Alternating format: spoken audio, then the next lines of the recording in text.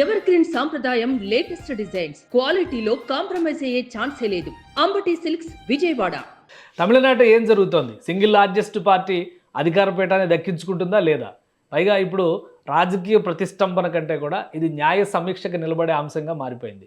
ఏకంగా టీవీకే పార్టీనే సుప్రీంకోర్టుని ఆశ్రయించేటువంటి పరిస్థితి కనిపిస్తోంది. మరోవైపు టీవీకే అధినేత విజయ్ ఫోర్జరీ సంతకాలు చేశారంటూ పోలీస్ కంప్లైంట్లు కూడా నమోదవుతున్నాయి.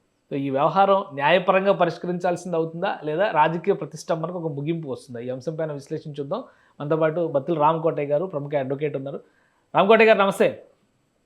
నమస్తే కేశవ్ గారు. తమిళనాడులో చూస్తున్నారు గత 4-5 రోజులుగా జరుగుతున్నటువంటి మ్యూజిక్, అంటే ఒక విధంగా చెప్పాలంటే మ్యూజికల్ చైర్స్ ఎవరు అవుతారనేది సస్పెన్స్ కొనసాగుతూ ఉంది. ఫైనల్గా బాల్ కోర్టులోకి వెళ్ళింది అంటున్నారు. గవర్నర్ ఏమో న్యాయ కోవిధుల సలహాతోనే ఈ నిర్ణయాలు తీసుకుంటున్నారని చెప్తున్నారు. ఇంకోవైపు గవర్నర్ తీరుపైన, గవర్నర్ల వ్యవస్థను కొనసాగించడం పైన కూడా చర్చలు నడుస్తున్నాయి ఇప్పుడు. సో ఏంటి ఈ నిర్ణయం ఇంత జాప్యం కావడానికి రీజన్ ఏంటి? ఇప్పుడు పార్లమెంటరీ ప్రజాస్వామ్యంలో ప్రభుత్వాలు పురుడు పోసుకోవాల్సింది చట్టసభలో, లోక్భవన్లో కాదు. మనకి పార్లమెంటరీ ప్రజాస్వామ్య వ్యవస్థలో ప్రజల చేత, ప్రజల కొరకు ఎన్నుకోబడిన ప్రభుత్వాలని ఒక రాష్ట్రపతి నామినేట్ చేసినటువంటి వ్యక్తి డిసైడ్ చేయడం అనేది ఇది ఆ ప్రజాస్వామ్యం. దీనికోసం మనం ఈరోజు తమిళనాడులో ఉన్నటువంటి రాజకీయాన్ని నిశ్చితంగా పరిశీలిస్తే ఇప్పుడు మనకి గవర్నర్ ఒక ప్రజాస్వామ్యంగా సాంప్రదాయబద్ధాలను కానీ, సుప్రీంకోర్టు యొక్క తీర్పులను కానీ ఆయన తుంగలో దొక్కి ఆయన యొక్క వ్యక్తిగత బీజేపీ ఎజెండాగా, ఆర్ఎస్ఎస్ ఏజెంట్ గా ఈరోజు వ్యవహరిస్తున్నటువంటి తీరుని మనం అందరం కూడా ప్రజాస్వామ్యవాదులుగా దాన్ని ఖండించాలి. ఆయన కూడా ఒక క్లారిటీ ఇచ్చారు. ఆయన ఎప్పుడు లేదు ఒక గవర్నర్ టీవీ ఛానల్ లైవ్ లోకి వచ్చారు. తర్వాత ఆయన ఒక ప్రెస్ నోట్ కూడా రిలీజ్ చేశారు. నంబర్ ఉంది కానీ మెజారిటీ కావాలి, మెజారిటీ లేకుండా నేను అధికారం ఇచ్చిన హార్స్ ట్రేడింగ్ జరుగుతుంది కాబట్టి మెజారిటీ ప్రూవ్ చేసుకోండి, ముందు మీరు మద్దతు కూడగట్టుకోండి అని మాత్రమే చెప్పాను నేను అంటున్నారు. మెజారిటీ ప్రూవ్ చేసుకోవాల్సింది రాజ్భవన్ లో కాదు. ఆయన చెప్పింది నా దగ్గర పెరేడ్ చేయమని చెప్పట్లేదు, నేను ఎవరెవరు సపోర్ట్ ఉన్నారో ఆ పార్టీల నుంచి లేఖలు తీసుకురండి అన్నారు. ఇప్పుడు ఏఎంఎంకే పార్టీ నుంచి సపోర్ట్ ఉంది అని చెప్పని విజయ్ గారు ఒక లెటర్ ఇచ్చారు. అది ఫోర్జరీ అని చెప్పని టీటీవీ దినకరన్ ఏమో కంప్లైంట్ చేశారు. అదే గవర్నర్కి వెళ్ళి కంప్లైంట్ చేశారు. సో గవర్నర్ పాత్రని తప్పుపట్టడానికి ఎంతవరకు అవకాశం ఉంది ఇందులో? ఇప్పుడు గవర్నర్ పాత్ర తప్పుపట్టడానికి మనకి గతంలో సర్కారీ కమిషన్ ఇచ్చినటువంటి నియమ నిబంధనలు కానివ్వండి, గతంలో సుప్రీంకోర్టు ఇచ్చినటువంటి landmark judgment SR Bommai versus state of supreme court 1994 ఇచ్చినటువంటి జడ్జిమెంట్ కానివ్వండి, Ram Prasad versus state of union of India చెప్పిన దాంట్లో కనుక మనం ల్యాండ్ మార్క్ జడ్జిమెంట్ పరిశీలించినట్లయితే భారత రాజ్యాంగంలోనే ఆర్టికల్ 141 సుప్రీంకోర్టు ఇచ్చినటువంటి తీర్పులు కింద ఉన్నటువంటి కోర్టులకు కానీ మన భారతదేశం మొత్తం కూడా దాన్ని పాటించాలా. ఇలాంటి సిచ్యువేషన్ వచ్చినప్పుడు సర్కారీ కమిషన్ ఏం చెప్పింది, ఎస్ఆర్ బొంబాయి కేసులో ఏం చెప్పారంటే దాంట్లో ముందు చెప్పారు, ప్రీ పోన్ అలైన్మెంట్ కానీ పోస్ట్ పోన్ అలైన్మెంట్స్ కానీ ఒక కూటమి ఏర్పడినప్పుడు ముందు post phone alignment, pre phone alignments లో ఉన్నటువంటి మెజారిటీ కూటమికి కానీ ముందు ఆహ్వానం పలకాలి. అట్లాగే ఇప్పుడు ప్రీ పోన్ అలైన్మెంట్స్ మనం చూసినట్లయితే డిఎంకే కూటమి, అన్నా డిఎంకే కూటమి సింగిల్ గా విజయ్ పోటీ చేశారు. మనం 234 సీట్లు కనుక చూసినట్లయితే డిఎంకే కూటమికి 70+ వచ్చింది, వీళ్ళకి 50+ వచ్చింది. ఏ కూటమికి కూడా అబ్సల్యూట్ మెజారిటీ కానీ రాలేదు. ఇలా ఈ క్రమంలో సింగిల్ లార్జెస్ట్ పార్టీగా 234 గా 108 స్థానాలని విజయ్ పార్టీ, టీవీకే పార్టీ వచ్చింది. ఇప్పుడు ఇది అంగ్ ఏర్పడిందని మనం చెప్పాలి. ఈ అంగ్ ఏర్పడినప్పుడు గవర్నర్ పాత్ర ఏంటి అని చూసినప్పుడు ఏదైనా అప్పుడు పోస్ట్ పోయిన్ అలైన్మెంట్స్ లో ఉన్నటువంటి కూటమిలో మెజారిటీ ఉందా లేదా చూడాలి. ఇప్పుడు అప్పుడు పోస్ట్ పోయిన్ అలైన్మెంట్ లో కాంగ్రెస్ పార్టీ కానీ, సిపిఐ సిపిఎం పార్టీలు కూడా మద్దతు ఇవ్వటం, ఒక పార్టీ ఇచ్చి ఎన్నికలు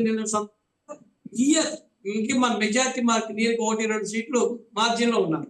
ఉన్నప్పుడు గవర్నర్ ముందు ఉన్నటువంటి ఆప్షన్ ఏంటి, మెజారిటీని మీరు చట్టసభలో నిరూపించుకోవాలి, రుజువు చేసుకోవాలని చెప్పి ఒక గడువు ఇవ్వాలి. దానికి 2 వారాలు వారంలో గడువు ఇవ్వాలి. ఇచ్చి ముందు ప్రమాణ స్వీకారం చేయించాలి.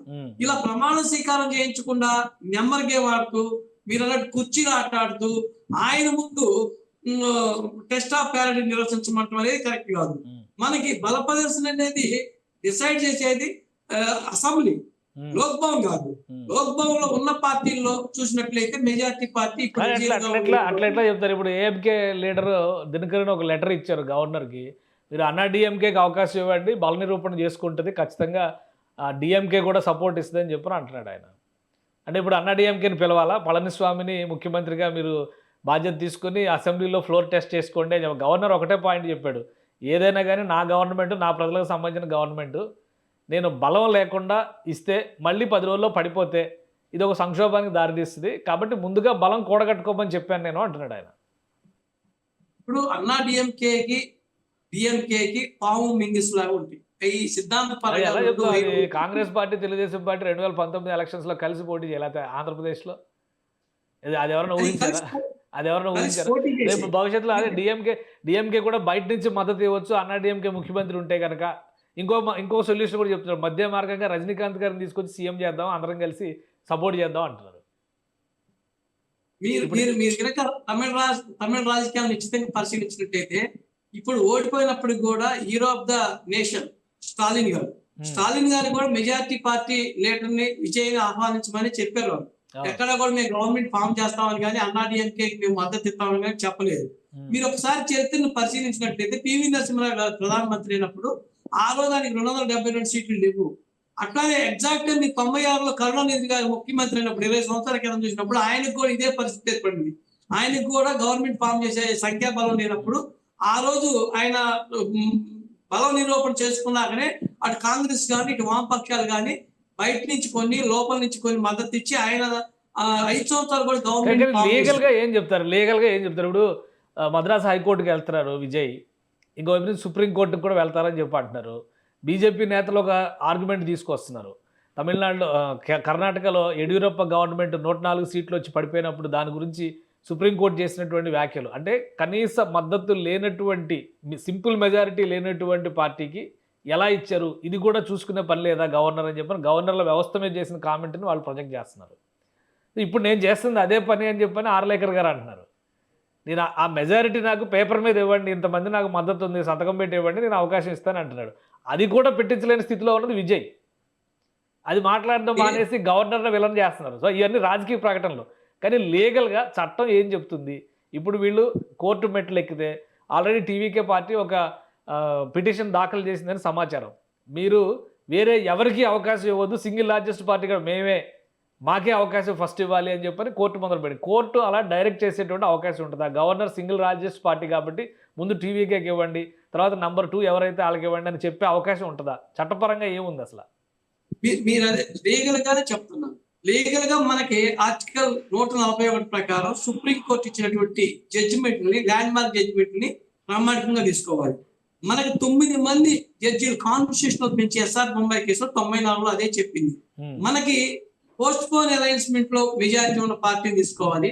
దాని తర్వాత ఆప్షన్ 2 కింద మనకి ఏదైతే సింగిల్ లార్జెస్ట్ పార్టీ అందులో ఏర్పడిన మెజారిటీ ఏ పార్టీకి అయితే ఉండదో ఉన్న పార్టీలు ఆ పార్టీకి మీరు ఆహ్వానించి బల నిరూపణ, అందుకనేగా ఇక్కడ బల నిరూపణ చేసుకోవాలి అంటాడు, అంతేగాని బల నిరూపణ అనేది గవర్నర్ బంగ్లాలో జరగదు. అందుకని మెజారిటీ మీరు ముఖ్యమంత్రిగా ప్రమాణ స్వీకారం చేసి 2 వారాలు కానీ వారం కానీ 10 రోజుల్లో కానీ ఆ సంబంధిత ముఖ్యమంత్రిని, క్యాబినెట్ ని మీరు బల నిరూపణ చేసుకోమని చెప్పాలి. బల నిరూపణ చూడమని ఎక్కడ కాన్స్టిట్యూషన్ లేదు. ఇక్కడే పాయింట్. అస్పర్ధ మాత కుంజరక అన్నట్టు మహాభారతంలో ద్రౌపది తన్నోడి నన్నోడాడా, నన్నోడి తన్నోడాడా అని కనుక ధర్మ ప్రశ్న ఆ రోజు భీష్ముడికి ద్రోణాచార్యుడికి ఇచ్చినట్టు ధర్మరాజు ముందు ఓడిపోయి ఉంటే ఆయన ఆ ద్రౌపదిని వడ్డీ పందెంలో పెడతానికి లేదు, ఎందుకంటే బానిస హక్కులు లేవు కాబట్టి. ఆ రోజు ప్రశ్న స్పందించింది. అట్లానే ఇక్కడ బల పరీక్షలో కూడా ముందు ముఖ్యమంత్రిగా చేసి తర్వాత బల నిరూపణ చేసుకోమంటారు. ఎక్కడైనా భారతదేశ రాజకీయంలో ఏ ముఖ్యమంత్రి సరే బల నిరూపణ ఇక్కడ గవర్నర్ బంగ్లాలను లోక్ బంగ్లా కోర్టు డైరెక్షన్ చేయొచ్చా? గవర్నర్ డిస్క్రిమినేషన్ ని కోర్టు డైరెక్ట్ చేయొచ్చా? మీరు విజయ్ గారికి అవకాశం ఇవ్వండి, వేరే ఎవరికి ఇవ్వద్దు, లేదా వేరే కూటమి ప్రతిపాదన వచ్చినా కానీ ముందు మొదటి పార్టీ కాబట్టి, అంటే సింగిల్ లార్జెస్ట్ పార్టీ కాబట్టి ముందు విజయ్కే ఇవ్వండి అని డైరెక్ట్ చేయడానికి కోర్టుకు అవకాశం ఉందా? అదే నేను అంటుంది. అక్కడ ఇంటర్ప్రిటేషన్ అదే. ఇలాంటి పరిస్థితి ఇంత ముందు ఉత్పన్నం చాలా సందర్భాలు జరిగిన సందర్భాలు ఉన్నాయి మనకు అనుభవానికి. పివి నరసింహరావు గారు కూడా ముఖ్యమంత్రి అయినప్పుడు మనకి ఆ రోజు కూడా కాంగ్రెస్ పార్టీకి అబ్సల్యూట్ మెజారిటీ రాలా, ఏ పక్షాలు కూడా ఆయన ముందు బలప్రదర్శనంలో ముందు మద్దతు లేక ఇవ్వాల. మీకు తెలుసు కాంగ్రెస్ పార్టీ నుంచి కేపీ రెడ్డి ఇలాంటి వాళ్ళు అందరూ కూడా గైరాజ్ అయ్యారు. ఇప్పుడు రేపు ఫ్లోర్ ఆఫ్ టెస్ట్ లో 234 మందిలో ఎంతమంది హాజరవుతారో గవర్నర్ గారు ముందే ఎక్స్పెక్ట్ చేస్తారు. నేను మిమ్మల్ని అడుగుతున్నాను, 234 200 మంది హాజరయ్యారు అనుకోండి, విజయ బలం సరిపోతుంది కదా. కానీ ఆ రోజు కంపల్సరీ ఎంతమంది అన్ని పార్టీలు ఉండాలి, క్వారం ఉంటేనే ఓటింగ్ జరుగుతుంది. ఇవి కీలకమైనటువంటి నిర్ణయాలు కదా. సింపుల్ మెజారిటీ ప్రూవ్ చేసుకోవడం అనేది కూడా చాలా కీలకమైనది కదా గవర్నమెంట్ కి సంబంధించినంత వరకు. నేనేమంటానంటే గవర్నర్ ఉన్న బాధ్యత ఏంటంటే ప్రజాస్వామ్యంగా ప్రజలు ఇచ్చినటువంటి తీర్పుని ముందు గౌరవించి ప్రజాస్వామ్యంగా ముందు ప్రభుత్వాన్ని ఏర్పరచాల. అట్లా కాకుండా ప్రజలు ఆకాంక్షతో ఏర్పడిన ఓటింగ్ 6 రోజులకు కూడా గవర్నమెంట్ ఫామ్ చేయకుండా అడ్డుపడి గవర్నర్ చేసినటువంటి చర్య కరెక్ట్ కాదు, సమర్థనీయం కాదు. ఇప్పుడు మనం ఆలోచించాల్సింది ఏంటంటే మనకి జరుగుతున్నటువంటి ప్రెసిడెంట్ అంటారు. ప్రెసిడెంట్ అంటే సాంప్రదాయంగా ఏం జరిగింది మనకి వాజ్పేయి 1996లో ప్రధానమంత్రి అయినప్పుడు కూడా ఇదే పరిస్థితి. 13 రోజులు చేసినప్పుడు కూడా ఆయన బల నిరూపణ చేసుకోమన్నారు, నిరూపణ కాలేదు, దిగిపోయారు. యడ్యూరప్ప గారు కూడా కర్ణాటకలో ముఖ్యమంత్రి అయినప్పుడు సింగిల్ లార్జెస్ట్ పార్టీగా పిలిచారు.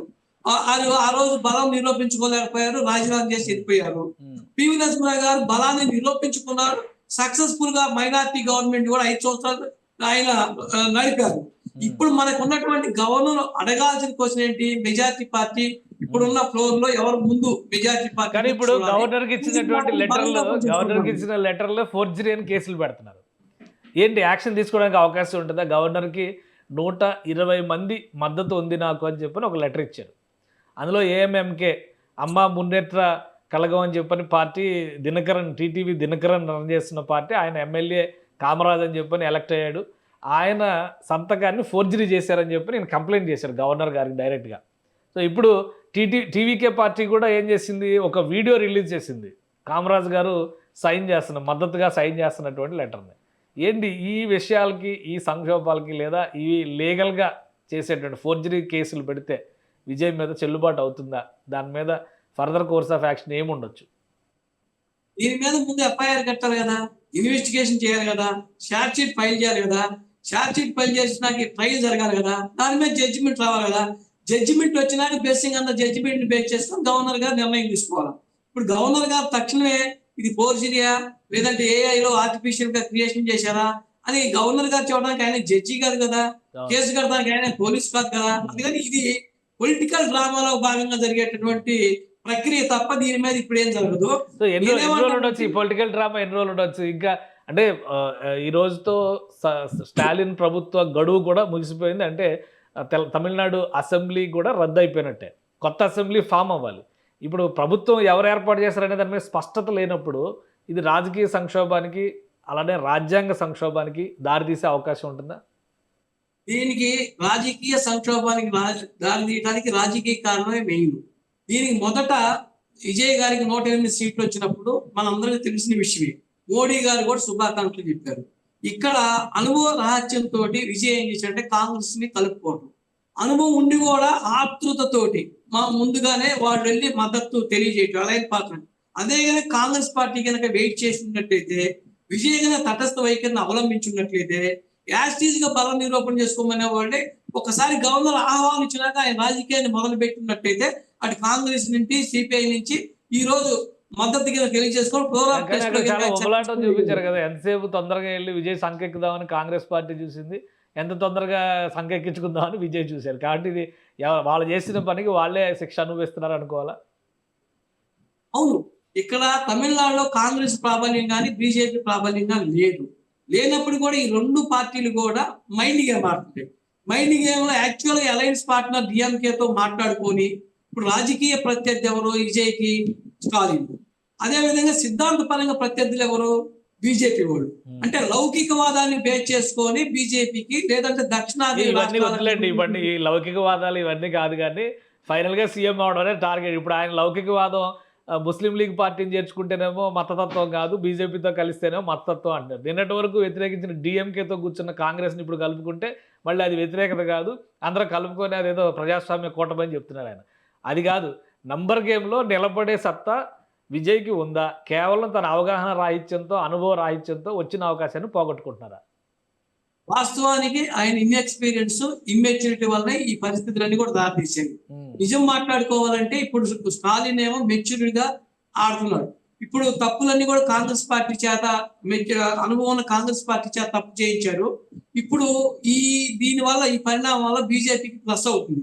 ఎందుకంటే నిన్న మీకు తెలుసు డీలిమిటేషన్ బిల్ లో స్ట్రాంగ్ గా అపోజ్ చేసినటువంటి party DMK, one of the partners. ఈ రోజు వాళ్ళిద్దరి మధ్య పొసికి ఈ రోజు పార్లమెంటరీలో కూడా మా సీట్లని డివైడ్ చేయమని చెప్పినాక రేపు కేంద్రంలో ప్రతిపక్షాలు బలహీనపడతాయి. ఇది ఆల్చివేయకుంది, అదొక ఆస్పెక్ట్. రెండేంటంటే వాళ్ళకి ఎటు కూడా అన్నా డిఎంకే పార్టీ అనేది భవిష్యత్తులో ఉండదు కాబట్టి డిఎంకే అన్నా డిఎంకే రెండు ప్రత్యర్థులు కాబట్టి డిఎంకే కూడా ఏంటంటే వెయిట్ చేసే ధోరణిలో ఉండి అన్నా డిఎంకే డైల్యూట్ చేసి ఇతను ఇచ్చినటువంటి హామీలను కానీ రాజకీయంగా రేపు గవర్నమెంట్ ఫామ్ చేసేదాన్ని కానీ ప్రజలకు ఒకసారి ప్రత్యక్షంగా చూపించి మీరు అనుకున్నట్టు సినిమాలో రియల్ హీరో కానీ రియల్ హీరో కాదు, రియల్ హీరో నేనేను అని ప్రజలకు చూపించడం కోసం స్టాలిన్ కూడా ఉందాతనంగా మాట్లాడుతూ ఒక పక్క రెండు పార్టీలను కూడా కాంగ్రెస్ కానీ ఇలానే కొనసాగితే మళ్ళీ ఎలక్షన్స్ వస్తే కనుక జనం స్టాలిన్ వైపు వెళ్ళే అవకాశం కూడా ఉంటుంది. ఈ పాయింట్ కోసం మనం అందరం డిస్కస్ చేయాల్సింది. ఈ రోజు ఎంతో మంది శ్రమ, ఆఫీసర్ల శ్రమ, వేల కోట్ల రూపాయలు ఖర్చు పెట్టి 5 సంవత్సరాలకు సంబంధించి ఎలక్షన్ చేసినాక ఉన్న డిఎంకే ప్రభుత్వాన్ని వాళ్ళు తిరస్కరించారు. అంతకుముందు ఉన్న ప్రతిపక్ష పార్టీ ఏఐడిఎంకే నిరాకరించారు. ఈ నిరాకరించినప్పుడు ఒక విజయే మాకు నాయకుడు అని చెప్పి మెజారిటీ సీట్లు ఇచ్చి మెజారిటీ పర్సెంటేజ్ తోటి ఉన్నారు. అందుకని ప్రజాస్వామ్యవాదులుగా ప్రజాస్వామ్యాన్ని గౌరవించేవాడుగా మనం విజయ పార్టీని ముందు ఆహ్వానిస్తే ఆయన బల నిరూపణ చేసుకోకపోతే నెక్స్ట్ ఆప్షన్ రాష్ట్రపతి పాలన పోయి ఆర్టికల్ 354 ప్రకారం రాష్ట్రపతి పాలన చేయాలా. అవకాశం ఇవ్వకుండా రాష్ట్రపతి పాలన పెడితే అప్రజాస్వామ్య విధానం అవుతుంది. సుప్రీంకోర్టు తీర్పులు కానీ సాంప్రదాయాలు కానీ తుంగలో దొరికినట్టు అవుతుంది. గవర్నర్కి అపకీర్తి అనేది మూట కట్టుకోవడం జరుగుతూ ఉంది. కాబట్టి ఈయన గవర్నర్ ఏం చేయాలంటే ప్రెసిడెంట్ ని ఫాలో అవ్వాలి. ప్రెసిడెంట్ ఏంది, ఎవరైనా సరే మెజారిటీ పార్టీ నాయకుడు మెజారిటీ కూటమిలకు రానప్పుడు సర్కారీ కమిషన్ కానీ సుప్రీంకోర్టు చెప్పిన ప్రకారం అవకాశం ఇవ్వాలి. అవకాశం ఇచ్చి బల నిరూపణ అనేది చట్టసభలో చేసుకోవాలని చెప్పాలి, లోక్భవన్లో కాదు. అందుకని రేపు 234 మందిలో అన్నాడీఎంకే నుంచి కొంతమంది గైడ్ హౌస్ రావచ్చు. రేపు ఆయనకి అన్నాడీఎంకే నుంచి కొంతమంది అనుకూలంగా కూడా ప్రకటించవచ్చు. అందుకని ఈయనకి ఇచ్చిన లేఖలో ఇచ్చినోడు రేపు ఇవ్వకపోవచ్చు. ఎంత టెస్ట్ ఆఫ్ ప్యారిటీ అనేది అసెంబ్లీ జరగాలి. కానీ గవర్నర్ నాకు ముందే చేయమని సాంప్రదాయాలకు విరుద్ధంగా మాట్లాడటం అనేది ఇది అప్రజాస్వామ్యం. అది కేంద్ర రాజకీయాల్లో ఆయన ఒక రిమోట్ గా ఈ రోజు పనిచేస్తున్నాడు అనడానికి స్వతంత్రం రావడానికి కూడా ఈ కృత్రిమ కొరతను కూడా ఆయన సృష్టించడం అనేది కరెక్ట్ కాదని నా భావన. రైట్. థ్యాంక్ యూ రామకోటయ్య గారు విశ్లేషణ అందించేందుకు. ఇది ముందు జాగ్రత్త లేకుండా తీసుకున్నటువంటి నిర్ణయాలు ఇక్కడ సంక్షోభానికి ప్రధానమైనటువంటి కారణమయ్యాయని రామకోటయ్య గారు విశ్లేషిస్తున్నారు. అలానే సింగిల్ లార్జెస్ట్ పార్టీగా ఉన్నటువంటి టీవీకేకి అవకాశం ఇవ్వకుండా రాష్ట్రపతి పాలన దిశగా వెళ్ళిన ఎన్నికల నిర్వహణ దిశగా అడుగులు పడినా కానీ అది ప్రజాస్వామ్యానికి చేయటని హెచ్చరిస్తున్నారు. ఇది స్పెషల్ డిస్కషన్. Keep watching.